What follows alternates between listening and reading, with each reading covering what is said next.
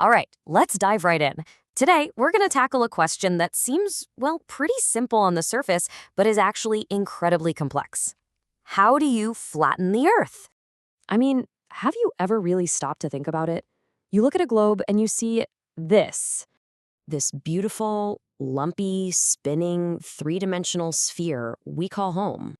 And then somehow, someway, we manage to squash it all down onto this, a totally flat, two-dimensional piece of paper, or, a screen. It's a puzzle that has seriously challenged cartographers for centuries. So to really get how that's even possible, we've got to go back to square one. Let's ask a really basic question. What even is a map? Okay, so at its core, a map is really just a representation. It's not the real thing, right? It's more like a carefully constructed model of what's out there in the world, designed specifically so we can see and, analyze how different features relate to each other.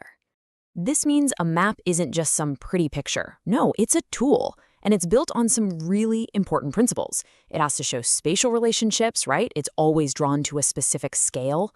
And this is key. It deliberately emphasizes some things and completely leaves other things out.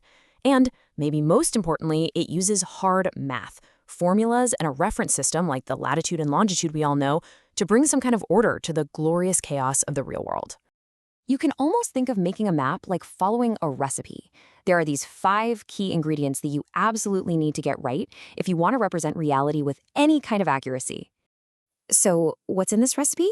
Well, you've got your reference system, that's like your grid, then a datum, which models the Earth's shape. We'll come back to that one.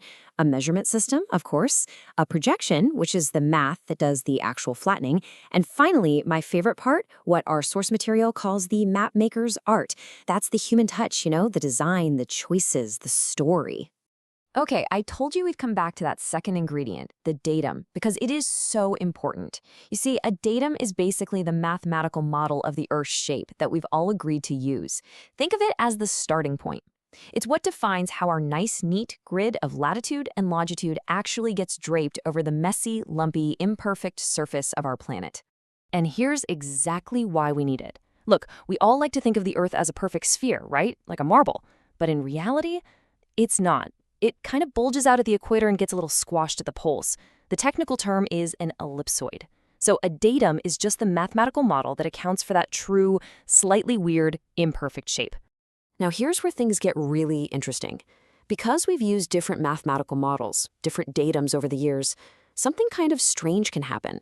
Let's talk about how the very definition of zero can move. It's a totally shifting point of view. Okay, get ready for a bit of a mind bender. Those lines of latitude and longitude that we think of as being totally fixed, well, they're not really. That famous line for 0-degree longitude, the prime meridian, its actual physical location on the ground has shifted over time. Wild, right? I mean, just look at the history at Greenwich, the official home of the prime meridian. It turns out there wasn't just one. The first one was set way back in 1675 by the Astronomer Royal, a guy named Flamsteed. Then Halley came along and made a new one.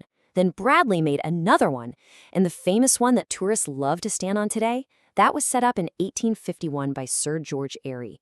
Each one was a slightly different idea of where zero should be. But here is the real kicker. The modern global standard for 0 degrees longitude, the one your phone's GPS is using right now, is actually 102.5 meters east of that famous brass line people take pictures with at Greenwich. And why? Well, it's because our modern datum, which is based on super precise satellite data, gives us a much more accurate global model than what they were working with back in 1851. Okay, so once we've figured out how to flatten the Earth, what do we do with the map?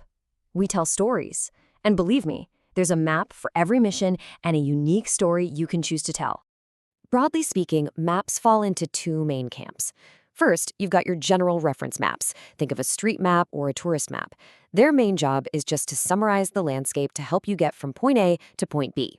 Then you have thematic maps. These guys use the landscape as a backdrop to tell a very specific story, like showing population density or maybe mapping out the path of a hurricane.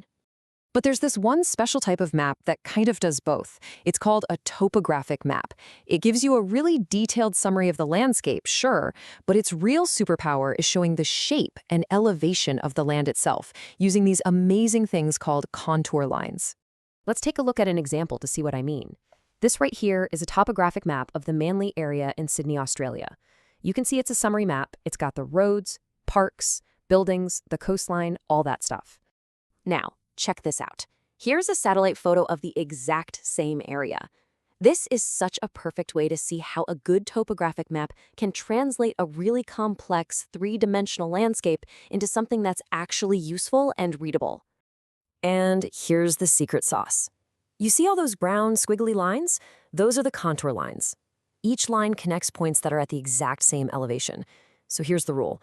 Where the lines are packed really close together, that means the land is steep.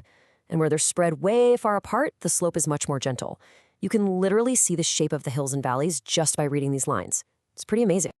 So when you put all this together, by understanding these principles, you've pretty much learned how to read the world in a completely new language. Because a map is never just a map, right? Some of them, like this one here, tell the story of a journey, a path someone took through a landscape. And others, like this one, tell the story of an entire nation, its borders, its major cities, the very physical character of the land itself. So you see, every single map is a story, and it's a story that's built on a whole series of choices. Which model of the Earth to use, which projection to apply, what features to highlight, and which ones to ignore. But now you know the language, so the next time you look at a map, I want you to ask yourself, what new story will you see?